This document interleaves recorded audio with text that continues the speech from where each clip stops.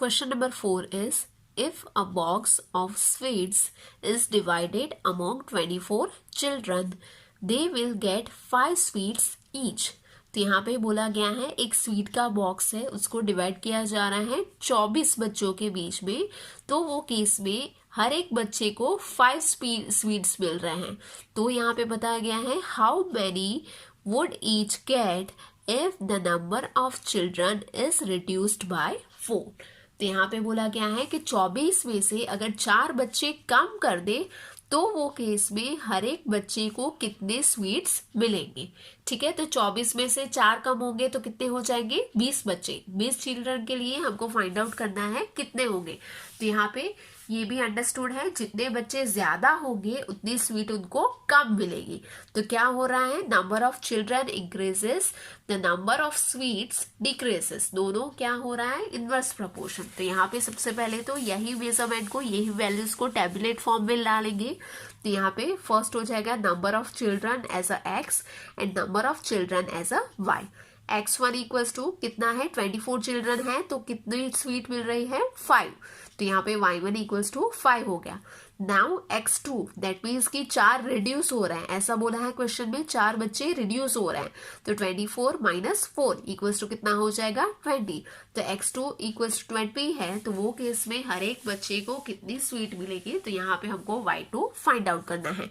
तो अगेन मैंने जैसे पहले ही बोला कि एक वैल्यू बढ़ रही है तो उसके ऑपोजिट में दूसरी वैल्यू कम हो रही है. तो ये कैसा एग्जाम्पल हो गया, इनवर्स प्रोपोर्शन का. तो यहाँ पे हम लिखेंगे this is a case of inverse proportion. उसका formula x1 y1 equals to x2 y2. Therefore x1 24 into y1 5 equals to x2 20 into y2 हमें फाइंड आउट करना है. सो therefore y2 इक्वल्स टू क्या हो जाएगा, 24 इंटू 5 अपॉन ये है वो डिनोमिनेटर में चला जाएगा अपॉन 20. तो इसका आंसर हो जाएगा y2 इक्वल्स टू 6. तो इसका फाइनल आंसर हो गया y2 equals to 6. That means कि अगर 20 बच्चे होंगे तो वो केस में हर एक बच्चे को कितनी स्वीट्स मिलेंगी, 6.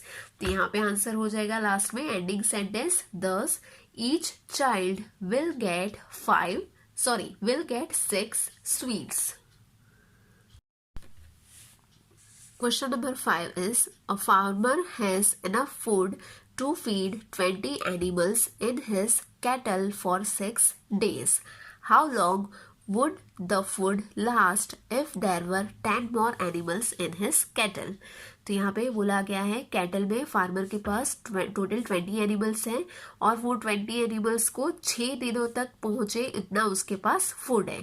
तो यहाँ पे बताया गया है कि अगर 20 एनिमल्स में 10 और एनिमल ऐड हो जाए तो वो केस में वो फूड है वो कितने दिनों तक चलेगा.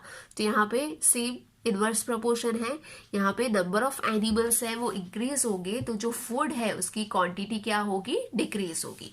फूड कितने दिनों तक चलेगा, उतने कम दिनों तक चलेगा. तो यहाँ पे सबसे पहले जो इंफॉर्मेशन गिवन है उसको हम टेबुलेट फॉर्म में लिखेंगे. तो कैसे हो जाएगा, यहाँ पे हो जाएगा first of all number of animals x और नंबर ऑफ डेज y. तो यहाँ पे x1 इक्वल्स टू 20 एनिमल्स हैं तो वो केस में y1 इक्वल्स टू कितने दिनों तक फूड चलेगा, 6 days. So x2 equals to 20 plus 10 animal add हो गए तो टोटल कितने हो गए, 30 एनिमल्स. तो वो केस में फूड है वो कितने दिनों तक चलेगा, तो y2 हमें फाइंड आउट करना है. तो यहाँ पे अगेन हम देख रहे हैं ये वैल्यू इंक्रीज होगी तो ये वैल्यू है वो डिक्रीज होगी. So here we can write down this is a case of inverse proportion. So x1 y1 equals to x2 y2. Now put the values, x1 20, y1 6, x2 30, y2 as it is. So therefore y2 equals to क्या हो जाएगा, 20 into 6 as it is और 30 है वो opposite में जाएगा तो denominator में. यहाँ पे क्रॉस हो जाएगा 0 से 0, 3 2 सा 6, 2 into 2 4. तो y2 इक्वल्स टू कितना हो जाएगा, 4. तो इसके ऊपर से हम लिख सकते हैं ending sentence, thus the food will last for 4 days. Question number 6. A contractor estimates that 3 persons could rewire Jasminder's house in 4 days. if he uses 4 person instead of 3, how long should they take to complete the job? 3 person है तो 4 दिनों में काम हो रहा है, तो अगर 4 पर्सन होंगे तो कितने दिनों में काम होगा? तो अगेन हमने आगे भी देखा था, जितने नंबर ऑफ पर्सन है वो ज्यादा होंगे तो वही केस में जो टाइम है वो क्या हो जाएगा, कम होगा। जितने पर्सन ज्यादा होंगे उतना टाइम है वो कम लगेगा कोई भी काम कंप्लीट होने में। तो यहाँ पे सबसे पहले तो जो इंफॉर्मेशन गिवन है उसको टैबुलेट फॉर्म में लिखेंगे। तो यहाँ पे हो जाएगा, सबसे पहले तो हम लिख लेते हैं this is a case of inverse proportion, because जितने इंसान है, जितने पर्सन है वो ज्यादा होंगे तो उसके ऑपोजिट में जो नंबर ऑफ डेज है वो कम होंगे। तो यहाँ पे नंबर ऑफ पर्सन है x और नंबर ऑफ डेज है वो y। x1 equals to 3 person है तो y कितना है, y1 इक्वल्स टू 4। 3 पर्सन को काम कंप्लीट करने में 4 दिन लग रहा है, तो 4 पर्सन को कितना दिन लगेगा वो फाइंड आउट करना है। तो यहाँ पे जस्ट बिकॉज इनवर्स प्रपोर्शन है तो फॉर्मूला हो जाएगा x1 y1 equals to x2 y2। So therefore put the values x1 equals to 3, y1 equals to 4, x2 equals to 4 and y2 as it is. So therefore y2 equals to क्या हो जाएगा, ये opposite में 3 into 4 as it is, और ये 4 है वो transpose होके यहाँ पर जाएगा तो वो हो जाएगा डिनोमिनेटर में। तो यहाँ पे 4 क्रॉस हो गया, so remaining is 3। So y2 equals to कितना हो गया, 3। तो लास्ट में हम लिख सकते हैं thus 3 days will be required to complete the job. Question number 7 is, a batch of bottles were packed in 25 boxes with 12 bottles in each box. तो यहाँ पे बोला गया है कि a batch of bottles were packed in 25 boxes with 12 bottle in each box. तो 25 boxes pack किए गए हैं और उसमें हर एक बॉक्स में कितनी बॉटल्स है, 12 बॉटल्स।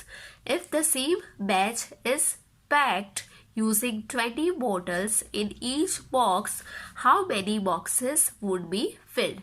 तो यहाँ पे क्या बोला गया है, यहाँ पे जो बॉटल्स हैं, एक बॉक्स में कितनी बॉटल है, 12 बॉटल, उसकी जगह पे एक बॉक्स में 20 बॉटल्स कर दी जाए तो वो केस में नंबर ऑफ बॉक्सेस कितने होंगे। यहाँ पे हम देख सकते हैं, सी यहाँ पे टोटल कितनी है, 12 बॉटल्स, ये बॉक्स में है 12 बॉटल्स और यहाँ पे इंक्रीज होके ये बॉक्स में हो गई है 20 बॉटल्स। तो जब भी बॉक्स में बॉटल की क्वांटिटी इंक्रीज होगी तो उसके ऑपोजिट में नंबर ऑफ पैकेट कितने होंगे, नंबर ऑफ बॉक्सेस कितने होंगे, वो हो जाएंगे कम, बिकॉज एक बॉक्स में ही ज्यादा हो गए हैं। तो एक बॉक्स में ज्यादा हो गए तो उसके अकॉर्डिंग जो बाकी के बॉक्स हैं उसमें बॉटल्स कितनी होती जाएंगी, ज्यादा, तो अल्टीमेटली कम बॉक्स में ही ज्यादा बॉटल्स है वो सारी फिल्ड हो जाएगी। तो ये भी किस टाइप का एग्जाम्पल हो गया आपका, इनवर्स प्रपोर्शन का। तो इसको कैसे करेंगे, सबसे पहले तो वैल्यूज को टैबुलेट कर लेते हैं। तो यहाँ पे हो जाएगा number of bottles in a box, उसको बोला गया है x और नंबर ऑफ बॉक्सेस y। तो x1 equals to 12, y1 equals to 25। तो अगर 12 बॉटल्स हैं एक बॉक्स में तो कितने बॉक्स चाहिए, 25 बॉक्स। तो अगर बॉक्स में 20 बॉटल्स होंगी तो उसके हिसाब से जो बॉक्सेस है वो कितने होंगे। तो यहाँ पे हम देख सकते हैं जहाँ से ये इंक्रीज हो रही है अमाउंट, तो ये जो नंबर ऑफ बॉक्सेस है वो कैसे होंगे, डिक्रीज होंगे। तो यहाँ पे हम लिख सकते हैं this is a case of inverse proportion, so therefore we can write down the formula of inverse proportion, x1 y1 equals to x2 y2। Now values क्या है, x1 की 12 यहाँ पे है 12, x2 की 20, y1 की 25। So 12 into 25, 12 into 25 equals to 20 into y2। So therefore y2 equals to क्या हो जाएगा, 12 इंटू 25 अपॉन 20। तो यहाँ पे y2 की वैल्यू हमको मिल जाएगी 15। तो हम लिख सकते हैं 15 बॉक्सेस वुड बी फिल्ड।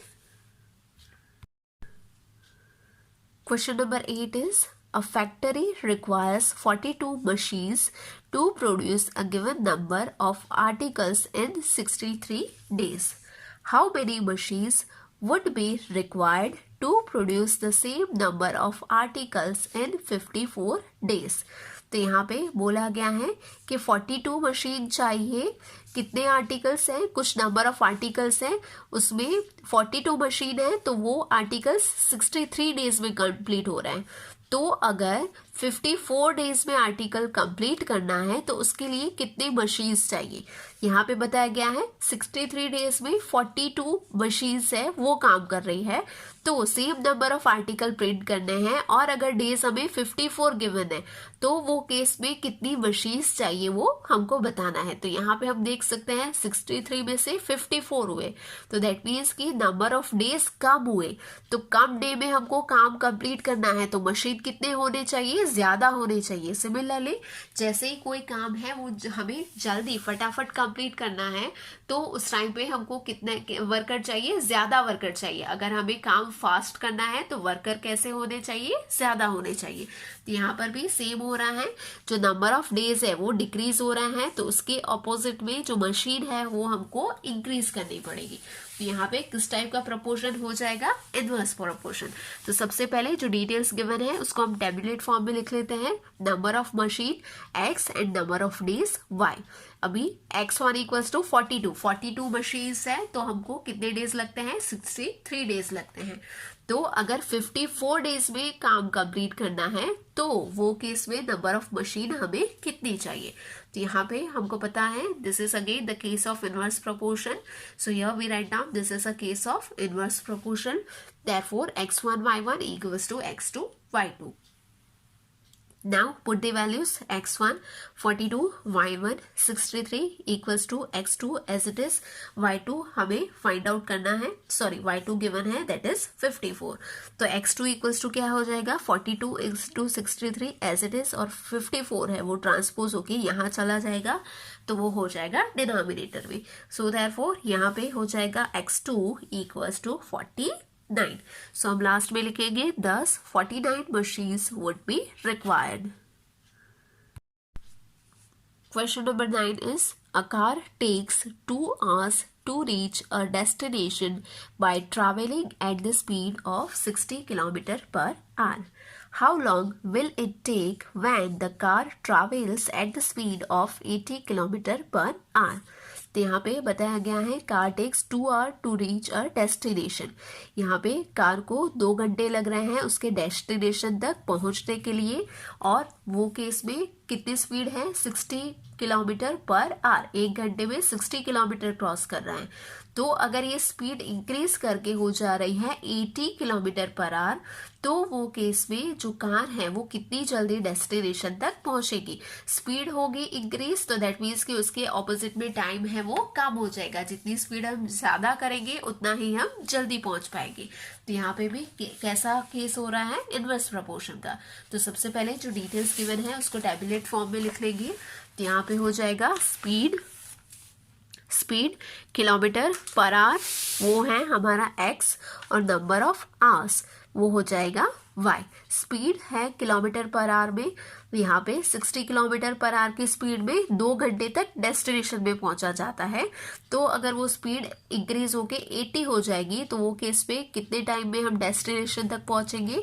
तो यहाँ पे x1 y1 x2 y2 हमने लिख लिया। Now we write down this is a case of inverse proportion.